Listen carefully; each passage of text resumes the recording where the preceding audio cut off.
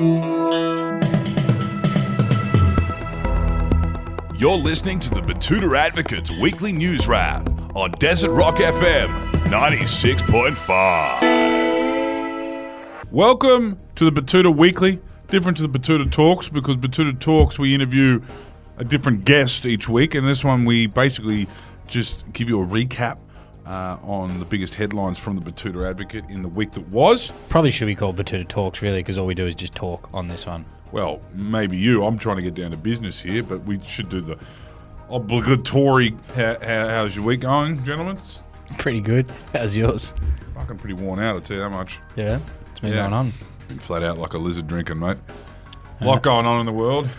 Spare a thought for Errol, obviously. Last weekend, Pink, Townsville. He's been all over the country enjoying it and goes out with a crescendo. Look, I know what you're getting at here, and look, she is one of the great entertainers of her generation. Yeah, I didn't know she was still here. This is her. Did she go home? No, this is one of her biggest markets. She comes down here, and this is just going straight into a super. But this is a cash cow. Like, she's done. No, she's Townsville might be. No, Townsville. She would have fucking sold that out too. If she's doing like 4 odd lavers, she's selling out Townsville. I just don't understand it. It's the craziest shit in the world. No other artist in America has this market on the other side of the planet that they go to every 3 years and just print cash. Yeah, well, look, she's a phenomenal talent, and I don't think people like you. I mean, like, you can go and see Paul Kelly, like you always do. You know, you and your mates go off, touch each other's dicks at Paul Kelly, and I leave you alone when you do that, and I go and see Pink 4 times, and you're just up me. I'm happy for you. I'm not happy. You're not happy for me. I am. You just want to talk about it. You're not happy for him. You're ridiculing him. You're putting shit on me. That's what you're doing. I'm just trying to talk about the good things in your life, Errol Parker. That's it. It was a bizarre run of shows. Like, you went to 2 shows in...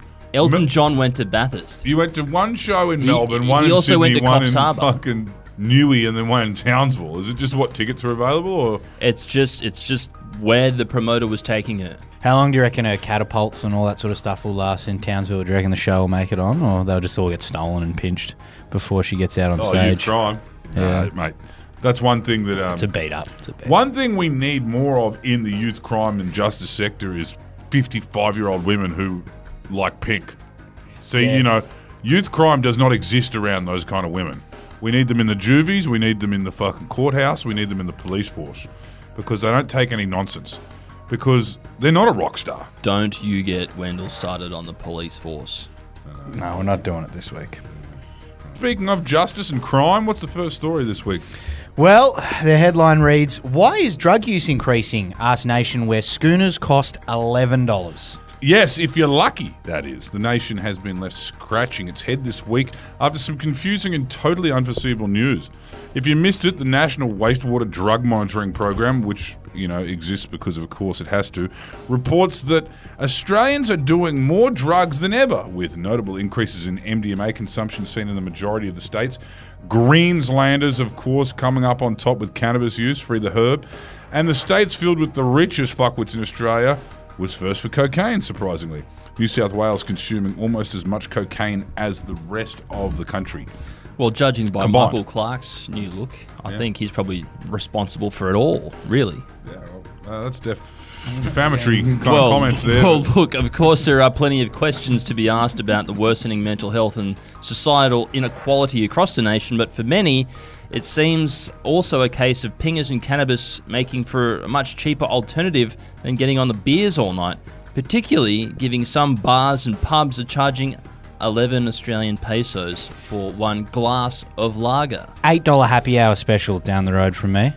Yeah, I mean, that for a once upon schooner. a time that would have been laughable, but right now it's fucking, you know, that's good value. Of course, there are a lot of obligatory comments from Southerners and Westerners about kiddie beers and schooners, and, you know, actual pints are up to $15 to $17. Well, they don't know now. how to make mead, and that's how I've been getting through. That's how you've been getting your buzz. I have been enjoying a cold, refreshing glass of mead, which you can make with honey and few bags of barley and some honey, some yeast. Well, remember when my house burnt down and I had to go to jail because of it? that was what was going off in the Woodford jail. Mead was. It's very easy to make in a prison cell. Do they drink them out of like cows' hooves and stuff as well there? Or? So I got my yeast from. So my neighbour had strep throat about 4 weeks ago, and I had him come over and spit in the mash tun, which kick-started the fermentation process with the essentially the yeast infection in the back of his throat. Very hot. Yeah. Heading all the way down south now, and a heat wave has forced Tasmanians to send their most intrepid son to the mainland in search of the fabled pedestal fan. Yes, they're not talking about Richard Flanagan this time, because as Tasmania's nighttime temperatures soared to the unprecedented heights of 24 degrees Celsius this past weekend, the usually brisk island state of Tasmania has taken a drastic measure to combat the scorching heat. Yes, after exhausting all other known techniques for temperature regulation, the Tasmanians dispatched one of their most resourceful sons on a dangerous quest to the mainland in search of the elusive and mythical fan technology. Hailing from the humble seaside village of Strahan, young Tasmanian Ferdinand Proudfoot was sent north by the High Chief of Tasmanians, Jeremy Rockcliffe, to find this incredible and mythological and fabled spinning wheel of cool air. Yes. The results of Proudfoot's quest are still unknown, but the High Chief has promised the Betoota Advocate that a pigeon will bring news of that great tale to our newsroom as soon as they hear of it down at the Hobart Keep. True. I just hope when they introduce fans, it's less damaging as when they introduced...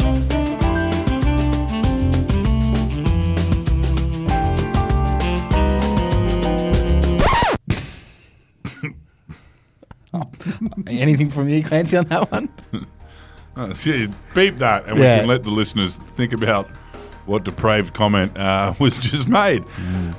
Some music news now, and it's been confirmed that this Fred Again bloke is seemingly touring Australia for months on end. Yes, for those not in the know, Fred Again, or simply just Fred, is a Grammy-winning English record producer, singer-songwriter, multi-instrumentalist, DJ, who seems to have a vice-like grip on young urban professionals who have turned out to see their Bob Dylan in droves. And with the underground show after underground show plastered all over social media by people blah blah blah who think they have the coolest taste in music, it's been confirmed that it feels like this London toff has been down here T-Rexing his drum machine for a couple of months. Yeah, that's right. It's unknown if Fred Again will ever leave Australia, but judging by the repeated ticket sales numbers, probably doesn't need to rush home. Young Effie Bateman, I believe, she's down to Sydney to see one of these underground shows at a giant arena sponsored by a phone company. You'd call it the Yuppie Pink, really. Oh, absolutely, yeah. And like Errol Parker, there are plenty of people going all over the country just to catch a glimpse of this genius. No, but the difference is Fred Again as popular in his home country as he is here? Because that's the Pink model, right? No, he's quite popular. Okay, so it's not a Pink parallel over there. The Pink in all those rave rooms and shit. Good Charlotte had a good run down here. Aj Barker. These are people whose fame in Australia dwarfs their current fame. Aj Barker's been living here for 40 years, Clancy. I know, but that's what they say. He's American. International touring act, Arj Barker. Yeah, Arj from Coffs Harbour. Good Charlotte would have been huge in Japan, right? Lifestyles of the rich and the famous. Judging talent shows. Finishing up with some movie news, and a film about men destroying the earth has outperformed a movie about women being nice. Yes, in some conventional news, Oppenheimer has completely dominated the Oscars this year, beating movies about women being nice to each other and learning the power of sisterhood, brackets Barbie, or a movie about a girl's eye-opening journey into becoming a woman, that's Poor Things, and a true story about white men murdering Native Americans in their oil-rich land, Killers of the Flower Moon. That's right, snapping up 7 Oscars. The awards night added insult to injury by occurring just days after International Women's Day, and proves that even though movies depicting the shared female experience are nice, you just can't beat 3 hours of destructive men pouring their heart and soul into creating a nuclear weapon of unprecedented power that forever changes the course of history. Yeah, look, Barbie is such an International Women's Day movie, isn't it? It's like a corporate exercise with a tinge of kind of Becky. Were there cupcakes in Barbie? Probably. You know, it's the same model. I'm not going to say. Yeah.